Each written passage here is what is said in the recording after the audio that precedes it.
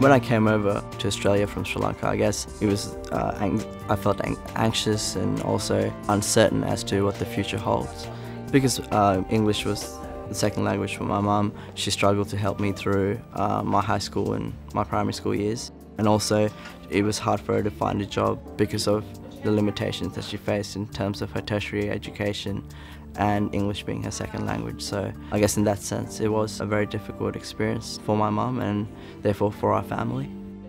My mum always said that I was the man of the house, and I guess as I got older I kind of realised that in the long term I need to have a financially stable career and to look after my mum and my family, and so I guess that's when I seriously started considering a tertiary education.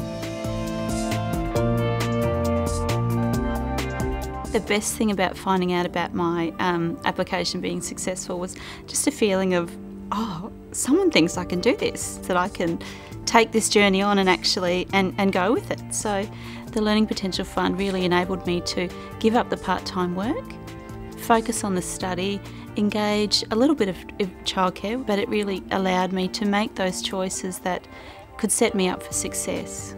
Had I not had the bursary, I would have been working, trying to hold a full-time load and managing 4 kids and how that all fits together. And I would have been taking from too many places, so there was that financial aspect of making it happen practically. But really it was that component of wanting to succeed because others had believed in me, I guess, which was really special.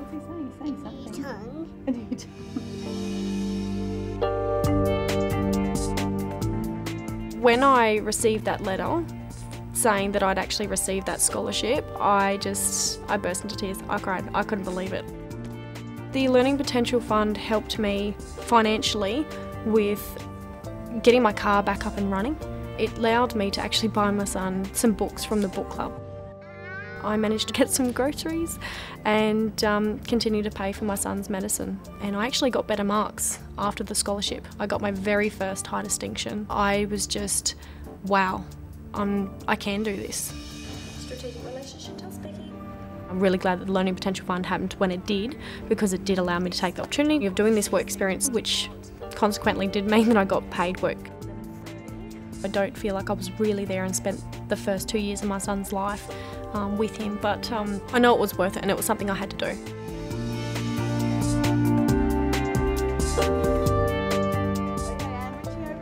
When I'm teaching my circus classes, I really want the children not only to learn the skills that I'm teaching them, but also to take away other things like autonomous learning, working in teams, being focused and persisting at the skills that they're learning. Just like in anything in life, you need to work hard and persist at things to get a result, and I want them to understand that if they do, they can achieve anything.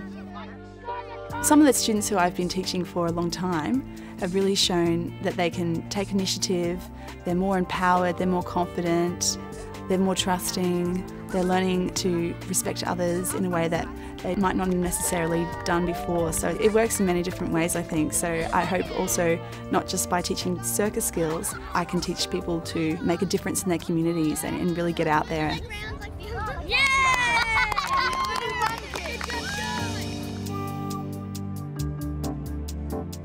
It was fantastic. I loved every second of that degree.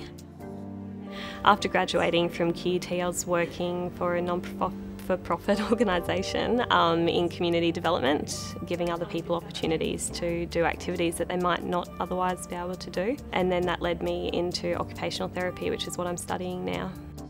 I'm currently working as a therapy assistant with an occupational therapist, and that's been an amazing learning curve. I'm hoping in the future to work in paediatrics, in brain injury rehabilitation, and I think that my psychology studies will give me a bit of a head start in that field.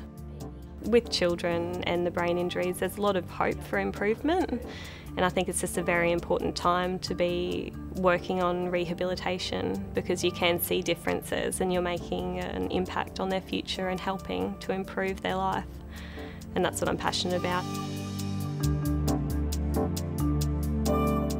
My focus right now is to probably do at least 5 to 10 years as a geologist. I feel that would give me the confidence that I'm a good geologist, I have knowledge and history there. I feel like an apprentice still, so I've got to, do my trade now.